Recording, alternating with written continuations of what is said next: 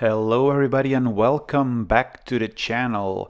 We're again joined by the Compaq DeskPro and in particular with this Compaq ATI 3D Rage Pro AGP card. The card that was initially installed in this Compaq DeskPro.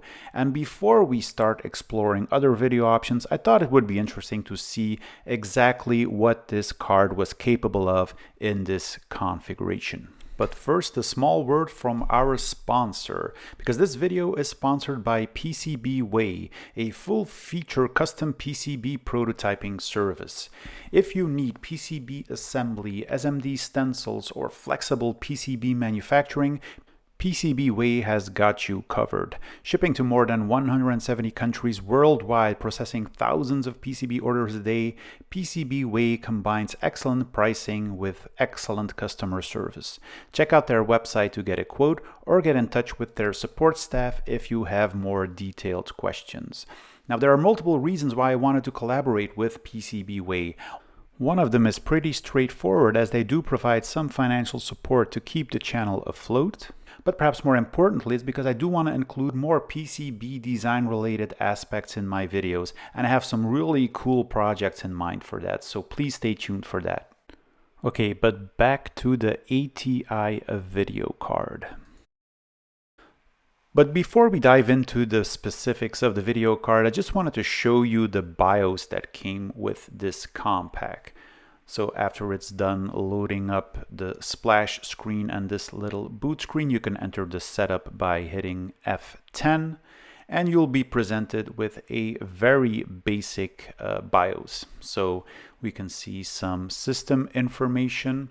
So this reveals that we have a Compaq DeskPro EP series, Pentium 2 350 megahertz. Here we can set the date and the time. So the coin cell battery was dead, so I need to set the date and time. We have some disk drive options, removable media, some IDE settings that we can configure. So really basic stuff. We can configure the boot order, set up passwords, security. We have some very basic power management. We can set some timeouts for hard drive, some energy safe modes. We can configure the post mode and the post messages that we want to see on boot. There is some onboard devices that we can configure, but again, everything is very limited.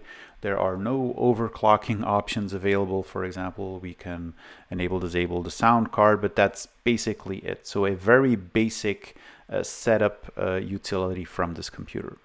But now, time to start Windows 98 and take a look at what this graphics card can actually do. So I can already tell you beforehand that this Compaq ATI 3D Rage Pro AGP card from 1997-1998 is a pretty basic card. It is capable of playing some 3D games, but this is still very much a business-oriented card capable of displaying crisp 2D image, but not really designed for heavy 3D duties. But anyways, let's plug the card into the AGP slot of this Compaq DeskPro and see what she can do. Compaq always uses these kind of torque screws, so you need to have the proper screwdriver to fit any expansion cards in this computer. So we'll just go ahead and do that and then see what it looks like once we boot into Windows 98. Now, Windows 98 does have standard out-of-the-box support for this ATI 3D Rage Pro card. It will be picked up as an ATI 3D Rage Pro ATI R3. And it will just basically install the standard drivers that came with Windows 98 2nd edition. And after rebooting, this ugly splash screen will be converted into a more nice looking background. But as soon as we start a game like GL Quake, you'll immediately see that something is off. I mean, the performance here is abysmal. I think we're averaging about 0.3 frames per second. It becomes totally unplayable, and this is obviously due to the fact that the out-of-the-box drivers for this ATI card has no OpenGL support whatsoever. So here we're seeing the standard Microsoft OpenGL driver doing its thing, which totally isn't backed by a proper video card driver, meaning that you get this kind of abysmal performance. Now, this was a very common problem with these ATI cards, as early driver support wasn't really good. Now, ATI did release some updates, and it even released a specific OpenGL driver for games like Quake. So you could go ahead and install the ATI Quake OpenGL driver that provided some OpenGL support for games like Quake, but again, it was very limited. You were still using old buggy drivers with very few features, but at least you could play some games like Quake. So what I'm doing here is out of the box, this driver only supported Quake 2, so it installed an OpenGL 32.dll into the Quake 2 folder, but we can just go ahead and copy that into our Quake folder. And if we load up the properties of this DLL, we see that this is in fact an OpenGL device driver from ATI technology, and this should give us some better Quake performance. So let's go ahead and launch GL Quake and see if we can get a better frame rate. So immediately you see that the performance is improved. It still isn't ideal, but at least it's playable. So when we are doing the GL Quake time demo, you will see that it averages out at around 16 frames per second, which is not great, but it's definitely better than 0.3 frames per second. But unfortunately, there's more bad news on the horizon, because as we start 3D Mark 99 with the default Windows 98 driver, we can see really bad performance across the board. I mean, the race benchmark here barely makes it to 10 frames per second, which is really abysmal for a Pentium 2 running at 350 megahertz. And the same goes for the first-person shooter, which also doesn't get above 10 frames per second, which really isn't good. And this is also reflected in the total score of this 3D Mark 99 benchmark running at 800 by 600, which only scores a measly 750. So yeah, we're not really off to a good start with our ATI 3D Rage Pro AGP.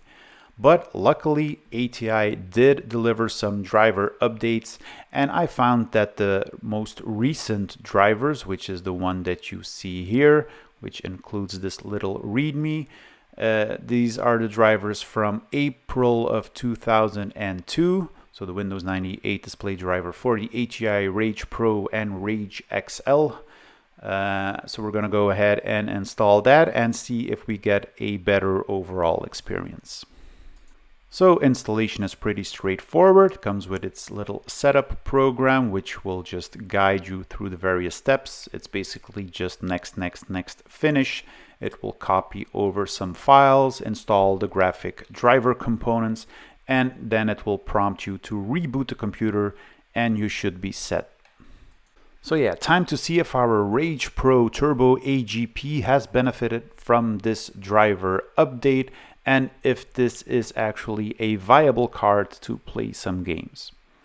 So after a reboot, let's go into the device manager of Windows 98, and we will see that the display adapter now is the Rage Pro Turbo AGP, which is already good. So we can load up the details of the driver and see some additional information like the BIOS version, the BIOS date, the amount of memory that we have, the version of the driver. There are some diagnostics that we can run just to make sure that everything is running. And in the driver tab, you should see that this driver is indeed coming from ATI Technologies, and we're no longer using the standard Microsoft driver, so we should be good to go. Another thing you'll notice with the new ATI drivers is that when you load up the display properties, go into settings and click on advanced, that you will see a number of ATI panels that you can play with. For example, here we can configure or enable the projector. We can change all kinds of colors, including the desktop brightness, which is really handy when you're playing GL Quake. But you can also change various color presets. You can go completely wild. We can see some version information on the drivers. We can configure various overlays.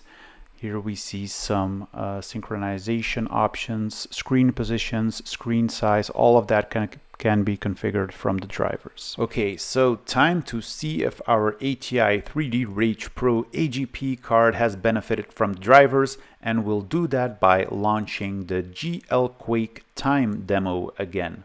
So remember, we initially got 0.3 frames per second. We then went all the way up to 16 frames per second. So let's see how GL Quake performs with this updated driver set. And you can immediately see that the gameplay is a lot more fluent. It's definitely a lot faster than we had previously. So let's just have this time demo play out, and you'll notice at the end that we are reaching an average of 21 frames per second, which is 5 frames per second more than with the previous drivers. Now, I also ran some benchmarks using this ATI Rage 3D Pro. I'm going to be using 3D Mark 99. So I did the benchmarks in 800 by 600, 16-bit color. And as you can see, it is kind of struggling a bit to get through these demos. So definitely not the most optimal performance. Now, playing games at 800 by 600 on a video card like that will result in performance drops. So in 3D Mark, we're getting about a 1200 3D Mark score. If you lower the resolution to 640 by 480, you will see that the gameplay picks up. It becomes a lot more playable. And I guess at around 1997, 1998, if you had a mediocre system like this, I mean, playing 3D games in 640 by 480 was definitely acceptable. We weren't yet in the high resolution gaming sphere at that point, and it offered a pretty, decent performance. So 640 by 480 gives us a 3D Mark score of 1550. But when comparing the ATI Rage Pro default Windows 98 driver with the latest ATI driver, you can see that there's a big difference in performance, not only in these kind of synthetic benchmarks, but also in real actual gameplay. I mean, the difference is really phenomenal if you look at the numbers. I mean, 750 3D Mark versus 1200 3D Mark is a substantial difference, and the only reason behind that is the updated driver. So yeah, definitely make sure that your drivers are up to date. And the final reality benchmark, which is also a really nice benchmark to run on a system like this, also gives adequate performance. I didn't see it really struggling with these types of demos. The robot scene also ran adequately, averaging out at around 25 to 30 frames per second. So this is not really the most heavy demos that you can run. I think this city demo is a lot more demanding on the system in certain parts, so you could see it struggling a little bit, but it eventually picked up speed in the more less demanding parts of the demo, and you will see this reflected in the final reality scores here. So we're going to be using this as kind of a baseline when we compare it to the Diamond Viper. In terms of other gameplay, for example, Midtown Madness, which is, I think, a time period correct game for this type of machine. If we go into the graphic options, we've set everything to medium, 640 by 480, and very low distance setting, because the distance settings in games like this is pretty demanding for both the video card and the CPU. So with these kind of medium settings that don't look all that great, you are looking at about between 20 and 30 frames per second. But It does struggle from time to time, but again, I think this has something to do with the computer itself, because sometimes you can hear a lot of hard drive activity as you are playing a game, and then the game just basically grinds to a halt. But overall, I mean, you know, when you enter more busy scenes, for example, in this game, you see that the overall performance is lagging a little bit, and it's really not up to snuff to play, you know, games like this. But yeah, overall, generally, it is pretty playable, and it also really depends on the types of games that you play. For example, Millennium Racer here ran pretty well. We were getting about an average of around, 15 to 20 frames per second.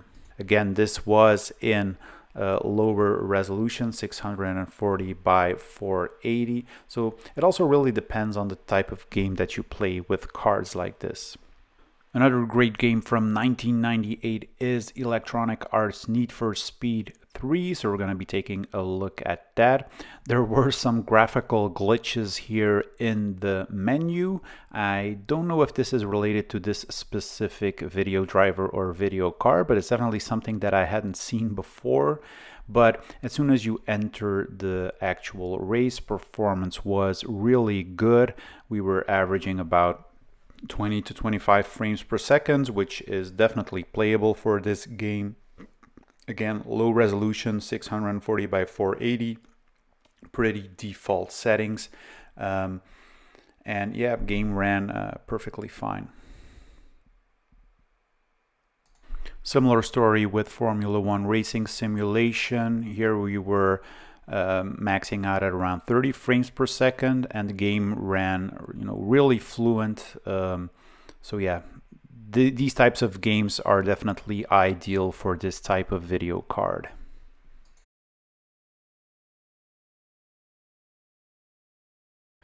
However, as soon as you load up some more modern games like this Quake 3 from 1999, you will see that the video card starts to struggle a bit. So let's load up the time demo here and see how the game actually performs. Again, this is somewhat more of a demanding game than the games we've seen previously, so it's normal that we won't be getting like 30 frames per second here. But yeah, it's running far from ideal. You can see that the gameplay is really choppy, and despite the fact that this is a Pentium 2 350 megahertz, which should be able to play this game a lot more fluently than this, yeah, performance isn't really all that. So we're getting around 11 frames per second, which is definitely not good. Now, another thing that I wanted to point out when doing these kinds of benchmarkings and comparing video cards to another and using different drivers is that you always want to have a clean set of driver installations. So I'm using a Driver Cleaner Professional Edition, which has some built-in functionality allowing you to properly remove display drivers from different vendors. So when you launch the Driver Cleaner software, you will see that it provides you with a list of different vendors. So 3DFX, ATI, NVIDIA. So in this case, we're going to be selecting ATI. And when we hit the start button, it will start the cleaning process. You can show some details here, and it will remove all of the driver files from the Windows folder, from the system folder. It will clean up registry entries, and you will basically be left with a clean situation, allowing you to reinstall new versions of certain video drivers. So a highly recommended piece of software, something that you typically also run when in safe mode, just to make sure that it is able to clean everything properly. And it's not just limited to video drivers that you need to, pay special attention to. It's also related, for example, to DirectX, as you will be installing, for example, DirectX 7 or DirectX 8. You will find that it's very difficult to uninstall DirectX properly in most cases. Now, Major Geeks has this software application called DX Eradicator that you can run, and that will basically remove all of the DirectX related files, allowing you to upgrade or downgrade your DirectX installation a lot more easily. And that brings us to the end of this video where we discussed the ATI Rage Pro Turbo graphics card in this Compaq DeskPro. Next video is going to cover the Viper V330 in this machine. I really hope you've enjoyed this video. If you did, please consider giving it a like or subscribing to the channel. This kind of sets the benchmark for the Viper V330 video. But you'll have to excuse me for now, as I have some ultimate race pro gaming to do on this lovely little desktop machine. As always, I hope to see you guys very soon. Have a great weekend, and bye-bye.